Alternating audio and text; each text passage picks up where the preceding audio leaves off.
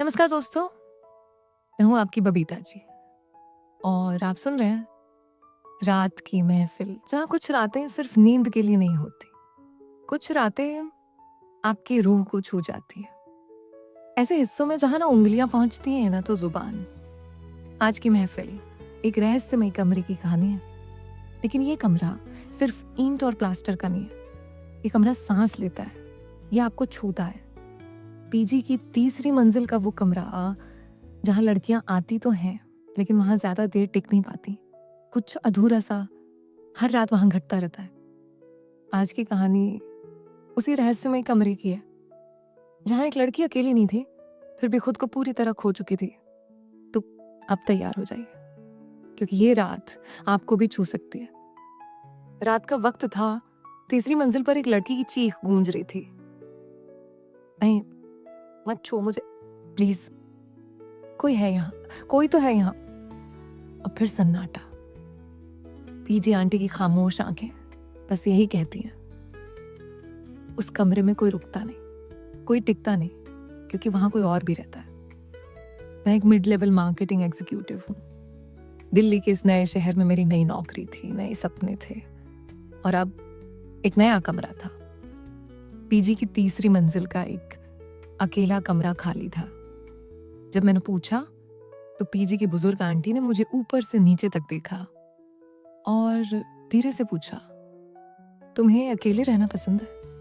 मैं मुस्कुराई। हाँ, मैं अपनी शांति से प्यार करती हूँ, मैं अकेले रह लूंगी।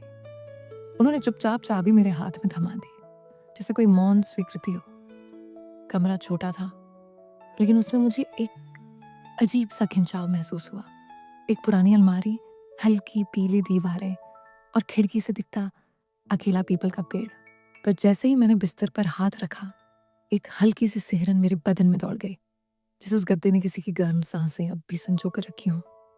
एक रात की बात है, मैं अपने काम से थक कर कमरे में आई। जैसे ही बिस्तर पर लेटी, आंखें बंद की और तकिए को गले लगाया, मुझे ऐसा महसूस हुआ जैसे कोई मेरी कमर पर हाथ रख रहा हो। धीरे से, बेहद धीरे से मैंने पलट कर देखा, पर वहां कोई नहीं था। लेकिन मैंने देखा मेरी नाइट ड्रेस पीछे की ओर थोड़ी खिसकी हुई थी और स्किन पर कुछ था, जैसे किसी ने वहां अपने एहसास की छाप छोड़ दी हो। अब तो ये रोज की बात हो गई थी और कई दिनों तक ऐसा ही चलता रहा। फिर एक रात मैंने खुद को उसकी मौजूदगी के हवाले करने का फैसला किया। मैंने वाइन का एक हल्का सा घूंट लिया, नहा कर आई, एक मुलायम से कपड़े में लिपटी हुई। न कोई पर्दा, न कोई दीवार, बस उस एहसास की तलब जो आत्मा तक उतर जाए। लाइट्स बंद थी, खिड़की से चांद की हल्की रोशनी बिस्तर पर गिर रही थी। जैसे ही मैं लेटी, एक सिहरन पांव से उठकर धीरे धीरे ऊपर की ओर फैलने लगी। वो एहसास मेरे घुटनों के पास रुका, फिर मेरी जांघों को छूने लगा।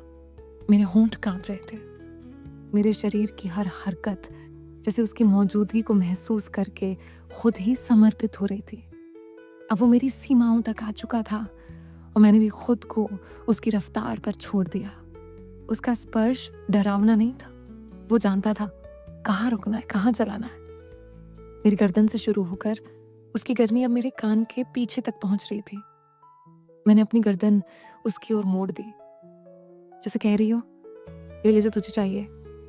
उसके एहसास की गर्मी मेरे सीने तक उतरने लगी और मेरा गांव खामोशी से पीछे रह गया।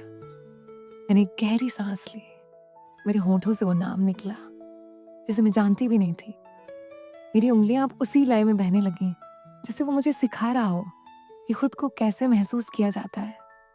अब मेरे भीतर कोई ज्वार उठ चुका था, जिसे न मैं रोक सकी न समझ सकी। उसका एहसास मेरी रूह तक उतर गया और उस रात मुझे एक अनकहा सुकून मिला।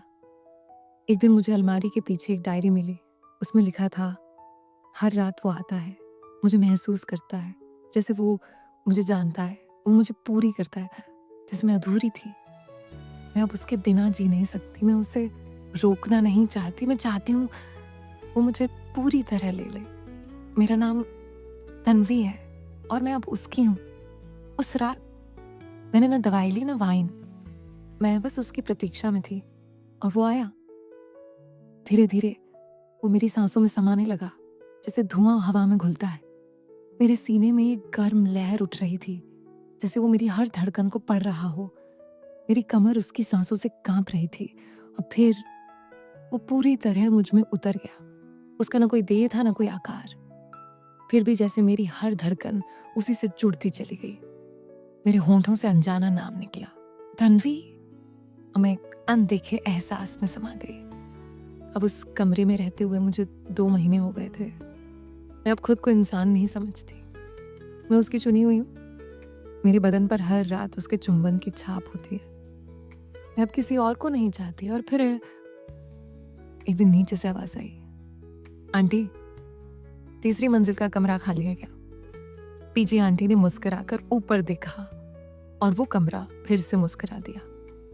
अगर आपकी भी कोई ऐसी रात थी जहां किसी अदृश्य एहसास ने आपको छुआ हो और आपने खुद को उसके हवाले कर दिया हो, तो कमेंट जरूर करिए, वीडियो को लाइक कीजिए, शेयर कीजिए और अगली रात की महफिल के लिए चैनल को सब्सक्राइब जरूर कीजिए, क्योंकि अगली रात की महफिल आपके बिस्तर से भी शुरू हो सकती है।